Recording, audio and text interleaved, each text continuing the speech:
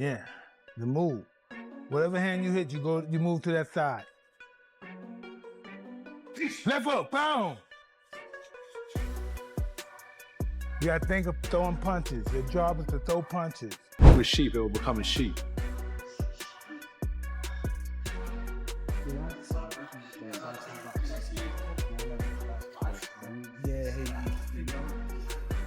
Anthony Joshua is reportedly training with Mike Tyson as he prepares for his upcoming fight against Jake Paul. Drawing inspiration from old-school techniques used by Tyson's former trainers, Joshua is refining his skills with a strong focus on strategy, speed, and power. His training camp emphasizes tactical planning and intense conditioning to ensure he enters the ring fully prepared and performing at his peak. Like he's been doing in the gym, coming forward, punching to the body with his hard punches and bringing it to the head. Anthony Joshua revealed that Mike Tyson has been a major source of inspiration for him, particularly through Tyson's power and discipline. As a result, Joshua has added specific neck and shoulder exercises to his training routine, following Tyson's methods. He explains that these drills boost strength, stability, and punching impact, demonstrating how learning from legendary fighters can directly influence and elevate his own training approach. I got from Mike Tyson, a lot of wrestlers do this. Quite dangerous actually. Physios don't like this type of stuff, but it's good for neck conditioning. It's called neck bridges, and it's flexibility and strength at the same time. So it's a really good exercise if you... Mike Tyson offered advice to Anthony Joshua, praising him as an exceptional fighter. He stressed that staying active is essential for growth, explaining that consistent time in the ring sharpens skills, builds confidence, and helps maintain peak performance. To somebody like AJ? That he has a lot of talent and not to get discouraged. He only loses when he quits. When you quit, all the doors of opportunities close. You know what I mean? You have to be game, and then don't get discouraged if you lose. Listen, you just lost, you may have got $30 million. I just think the more time you lay off, the worse you get. You have to fight to be the best. You have to do it. Anthony Joshua is training intensely in camp, incorporating elements of Mike Tyson's style into his regimen. He has added specialized neck rolls and strength exercises to build resilience and power while maintaining a strong focus on conditioning, speed, and technique. These workouts are designed to enhance his punching impact, agility, and endurance, demonstrating how fully committed AJ is to sharpening his skills and dominating in the ring.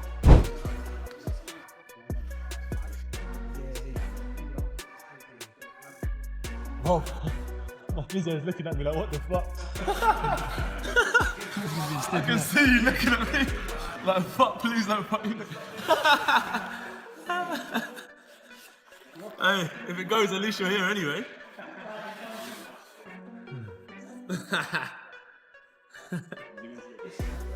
You know, 43,000 tuned in. Oh, man.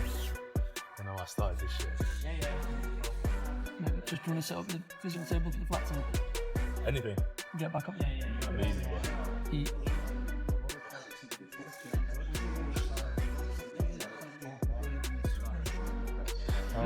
Showdown sent me a lovely picture of me.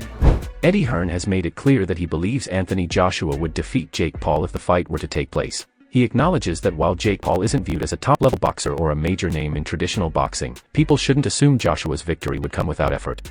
Hearn notes that Joshua has a proven track record of beating strong opponents, including Francis Ngannou, an elite fighter in his own right. This comparison underscores that Joshua's success comes from skill, preparation, and discipline, not from facing inexperienced competitors. Hearn highlights that Joshua trains intensely and possesses a powerful blend of strength, technique, and strategy that enables him to dominate fighters at every level. Anthony Joshua 50-50 fight, what do you make of that? Yeah, I just said in another interview, great if it is. I mean, if it is, then you've got no problem seeing it. But when AJ, I mean, decapitate's a strong word, but you know, when he renders Jake Paul unconscious like he did to Francis Ngannou, don't then say, oh well, it was Jake Paul. Do you know what I mean? I mean, when AJ beat Francis Ngannou, Ngannou just had a fight that could have gone either way with Tyson Fury. Then AJ poleaxed him and everyone just said he's just an MMA fighter. Do you know what I mean? Jake Paul's not Francis Ngannou. But as I said before, if you want to see Jake Paul exit the boxing world... Nigel Benn has voiced concerns about the impact of entertainment-driven fights on professional boxing. He believes that when celebrities or social media personalities step into the ring, it creates an unfair situation where traditional boxers, who dedicate their lives to training and competing at a high level, aren't properly compensated. Ben highlights that professional fighters often earn modest pay compared to the huge sums generated by crossover events that attract viral attention and massive audiences. These spectacle-style fights bring in major sponsorships and result in large paydays for participants who may lack the experience or skill of seasoned boxers. Ben argues that this trend could ultimately harm the sport by undermining the hard work and dedication of true professionals who have spent years perfecting their craft. Bit of rumours around today, Anthony Joshua and Jake. No. I'm not even really entertaining that. It's just not. I being a two-time heavyweight champion of the world, it's I don't know, the YouTubers. I'm not really into all them influencers coming in there, and there's like some boxers that really work their butt off, don't get paid like what these guys are getting. And Anthony Joshua being a former world champion should be fighting like someone in the top 5, top 10. So I really got much to talk about that. Not interested really. Bad for boxing? Well, not bad for boxing. If people want to pay to watch it, then who am I? I'm just giving you my opinion. Who's not worked his way through the ranks to earn that shot at the former world champion? No, not at all. Australian boxing. Who are you a fan of? Obviously got good fighters out there. Jai's my type of fighter. He's very spiteful. And it's just another level, really. I don't think there's no better cruiserweight around. Adola highlights the financial angle of a potential Anthony Joshua versus Jake Paul fight, emphasizing that it would be unwise for Joshua to turn down such a lucrative opportunity, with earnings potentially reaching $100 million.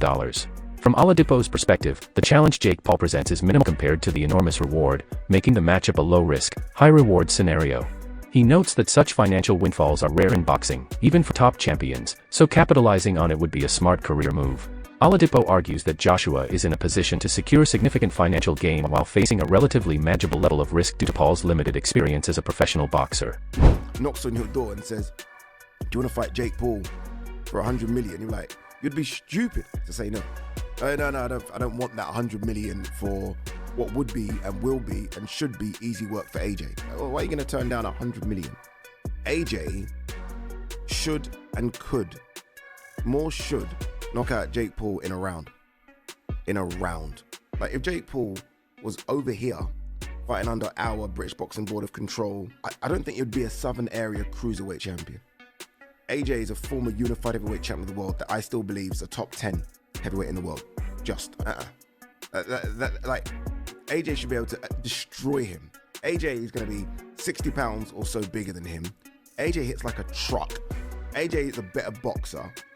Like this is a... Many boxing fans have been outspoken in their criticism of the idea of Anthony Joshua fighting Jake Paul.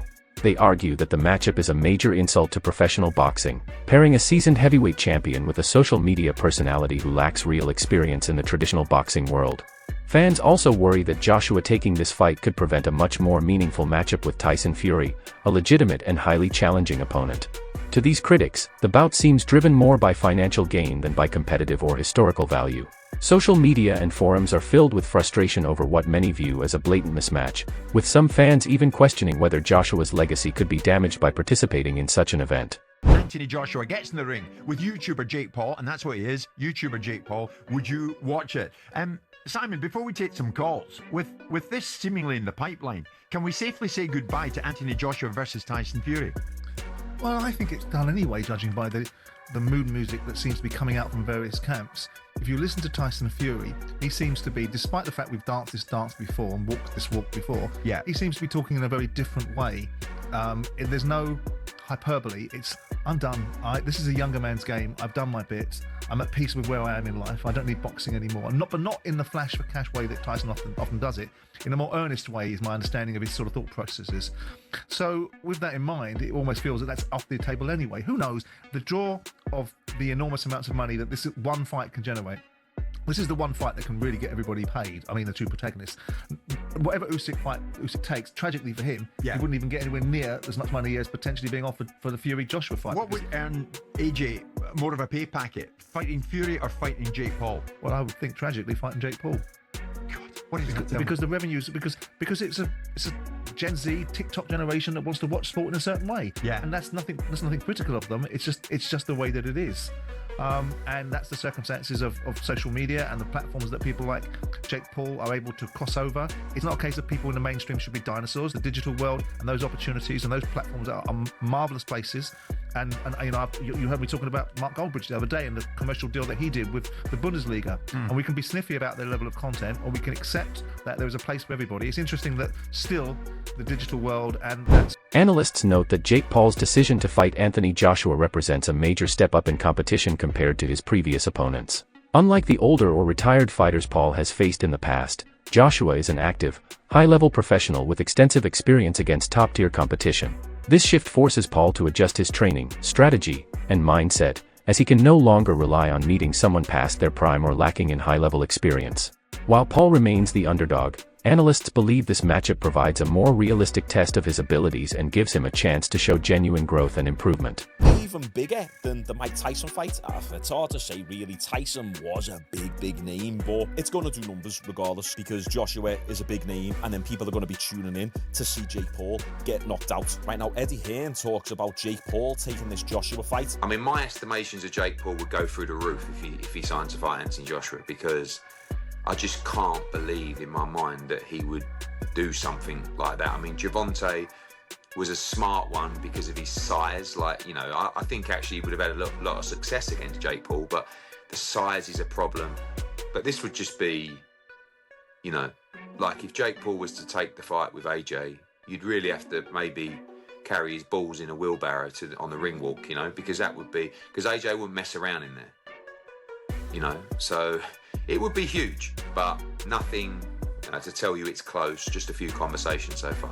Damn right, if Jake Paul takes this fight, he's got some major balls on him. And I know people hate influencer boxing, but come on, he's not fighting an old, retired, past the prime MMA fighter. No, he's fighting a legit boxer who's massive, 6'5", 6'6", jacked, 240, 250 pounds, shredded, power puncher. Do we need to remind ourselves of what Joshua did to Francis Ngannou? Francis Ngannou was coming off a pretty good performance over Tyson Fury. He didn't get the win in that fight, but you could argue that he did actually win that fight. And Ngannou, throughout his entire MMA career, in 4-ounce gloves, very rarely got hit. He could take a punch. He's got a big, fat African head. Big, thick neck, traps, back. He just can't really be hit. And look. Shane McGuigan has expressed doubt about whether the Anthony Joshua vs. Jake Paul fight will actually happen. He describes the idea as farcical and questions the practical and logistical factors that would need to align for the bout to take place. McGuigan notes that despite public interest and media hype, several obstacles, such as contract negotiations, promotional complications, and both physical and reputational risks, could prevent it from materializing. He also points out that, from a sporting standpoint, the matchup may not make sense for Joshua if maintaining competitive credibility is the priority. McGuigan's remarks echo the concerns of many within the boxing industry who worry about entertainment and financial motives overshadowing legitimate athletic competition. Anthony Joshua, Jake Paul reports. What do you make of it? And if we were to see AJ step in with Jake Paul? I said it yesterday, I'll say it again, I think it's farcical. I just don't see how it's going to materialise. I didn't think the tank fight would materialise, and it didn't. And you know, it's all good saying that you're going to box somebody, and then, you know, but until literally they're on the ring walk and in the ring, and I'm not going to believe it. Away from AJ, what do you make of the Devin Haney and Brian Norman Jr. fight next week? It's an interesting fight. Haney's up at 147. He looks good. He looks physically good. It's mad to think he's only 26 years of age. Confident-wise, I don't know what that Garcia fight took out of him. You know, because yes, he tested positive afterwards, but I believe that his Achilles heel is punch resistance, and I think, you know, it'll be interesting. I don't know enough about Norman, but I think, you know, definitely test him, and maybe Devin Haney will hold a better shot now. He's up at 147. But yeah, it's an exciting matchup. You know, I think it's a. Don't miss out on this explosive breakdown of the Anthony Joshua vs. Jake Paul saga, covering training insights, financial stakes, fan reactions, and expert opinions. From Joshua channeling Mike Tyson's legendary techniques to the debates about sports integrity versus entertainment, this fight has everyone talking. We dive deep into what makes this matchup both intriguing and controversial, analyzing every angle for boxing enthusiasts and casual fans alike.